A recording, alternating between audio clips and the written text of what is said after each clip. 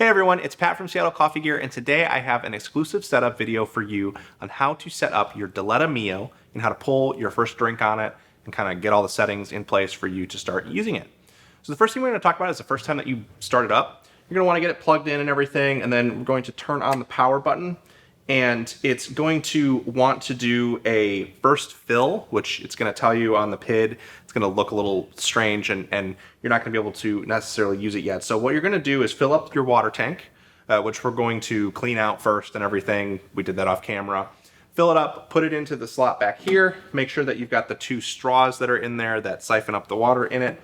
And then we're just going to turn it on and run the water for about 60 seconds. So you're gonna get your timer, you're gonna be able to see how long it's gonna run.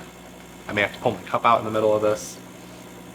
So we're gonna let that run now, and then we'll come back once we've got our first fill set up. And this is just to get water cycled through the boiler and get it filled up so that it's ready to go for heating and for your brewing.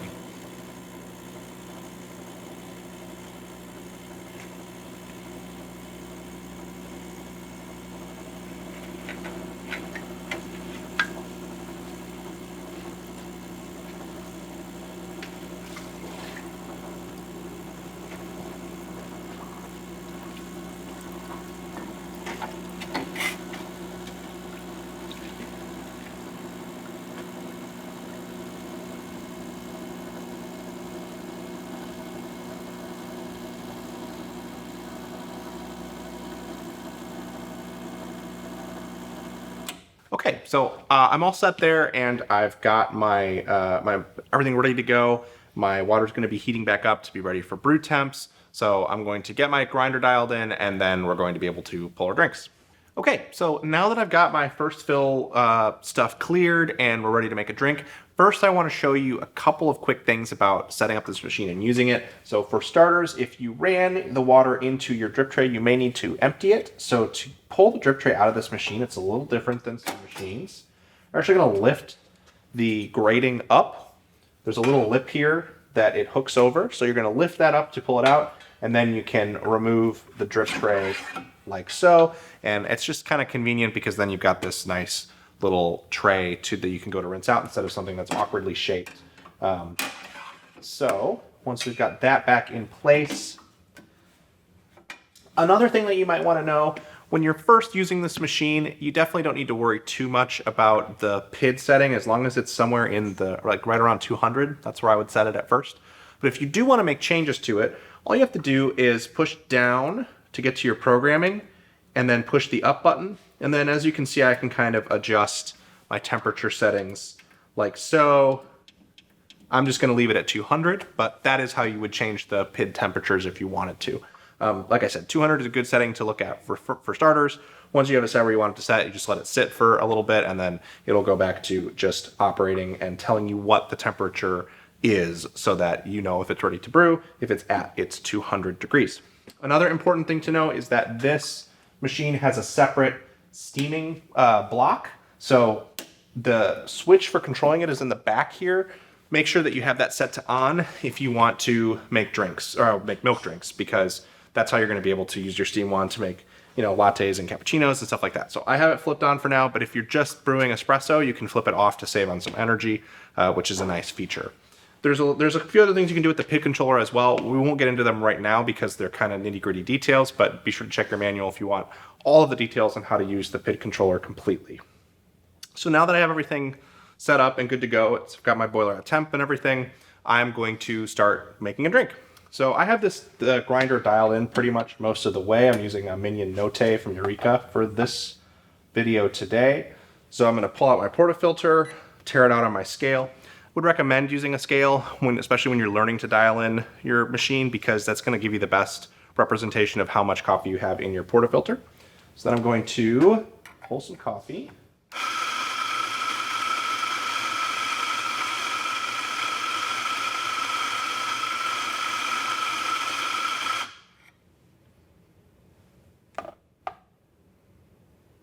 I'm going for 15 grams here.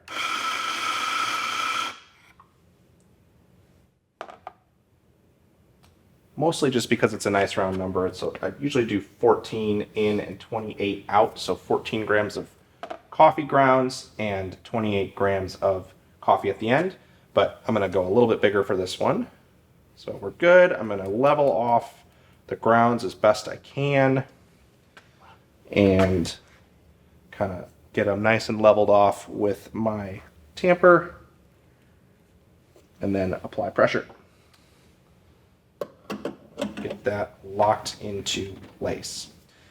Now, if you have the ability, weighing your shots as you pull them is the absolute best way to go. But today I'm just going to use the markers on my shot glass, just because I'm going to assume not everybody has an espresso dedicated scale available at home. But if you can pick up one, they're a great tool. And we're just going to push the button. And when I push the button, we get a timer started. So I'm looking for a shot a little over 20 seconds, between 20 and 30 seconds.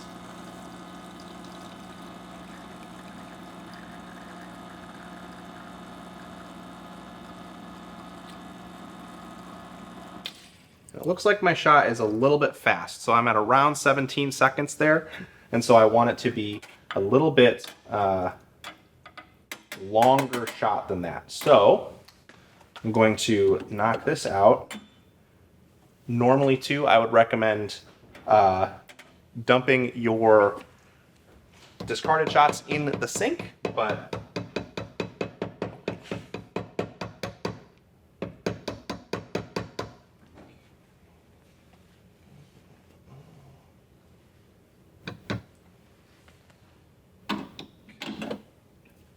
gonna get this cleaned off and then go for round two.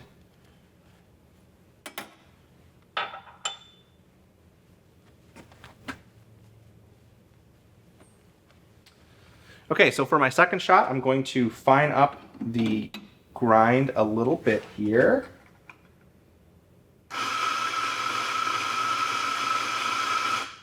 I'm not gonna make too big of an adjustment.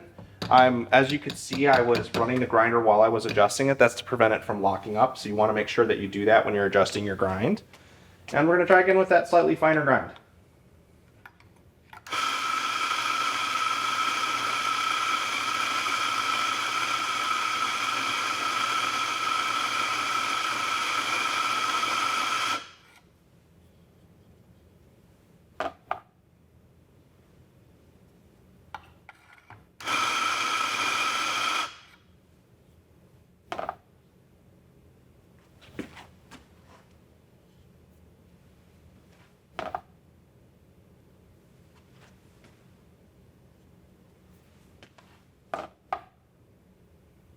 Okay, that is going to be perfect. So I'm going to level off my grounds as best I can and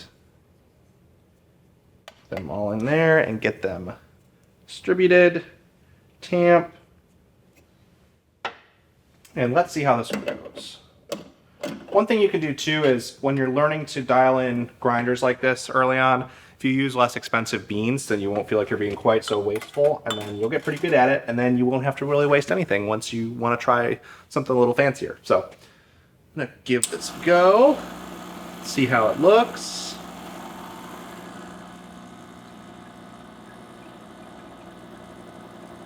It's looking better already.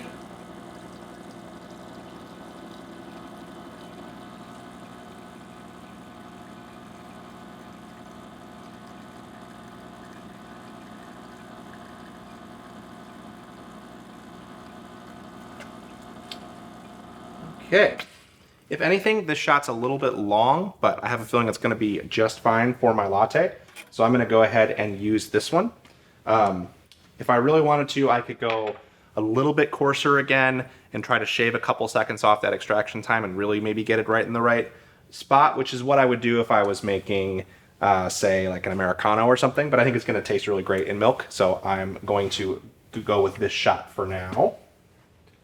So I've got my milk block on, and I'm going to hit start by plunging my steam wand into the milk pitcher, so that way it's not going to spray milk everywhere if I try to put it in. And then I'm going to turn on my steam.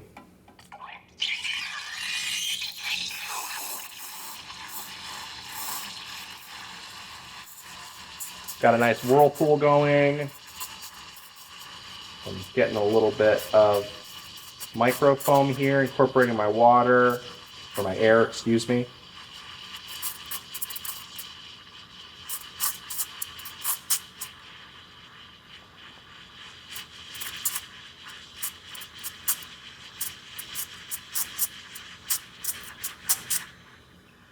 going to plunge the wand so I can heat it up the rest of the way.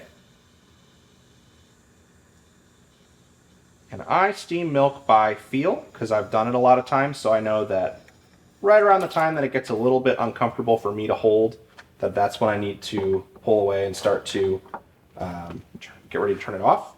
Next thing, got to make sure that we clean and purge the wand, so I'm going to wipe it down and then keeping my hands free so I don't burn myself. I'm going to turn the steam on for a second and clear out any leftover milk that is up there. The reason we need to do that is because if there's any milk left over in the steam wand, because sometimes it'll get sucked up, it'll slowly work its way up the wand and it can really damage the entire system. So make sure that you purge your steam wand like that every time you use milk steaming, no exceptions. Always need to be doing it. Okay, so got my milk and I've got my shot. Got my cup hanging out on the cup warmer up top. I'm gonna pour that. And then I'm going to pour my milk. This is pretty foamy. I maybe made it a little bit on the foamy side, but that is okay. More of a cappuccino maybe than a latte, but that is okay because I actually prefer cappuccinos personally. Okay, so let's see how it tastes.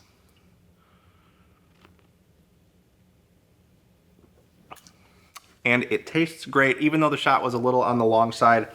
We don't have any bitterness here because it's cut really nicely by the milk. So we're good there. And I'm going to knock out my puck. Always remember to do that right after you pull a shot.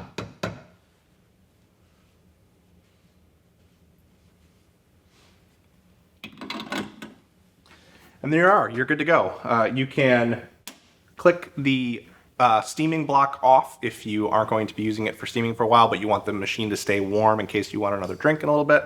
And we can turn it off all the way once we are done with the machine for the rest of the day. So hope that helps you get your Diletta Mio up and running. As you can see, one of the things I like about this machine a lot is it's actually a pretty simple machine to use. It gives you what you want for really good espresso brewing, such as the PID controller, and easy access to controls and things. You've got your gauges and you can adjust the overpressure valve, which is not something you necessarily need to worry about right now. Check your manual to learn more about how that works. But at the same time, it's actually a really simple machine to use. You just hit the button to pull your shots and it's all on you to kind of work out the dialing in and follow the timer to see how long you want your shot to be and make sure that it's in that right range. So as always, if you have any questions, let us know. Hope this video helped you and we will see you next time. Thanks.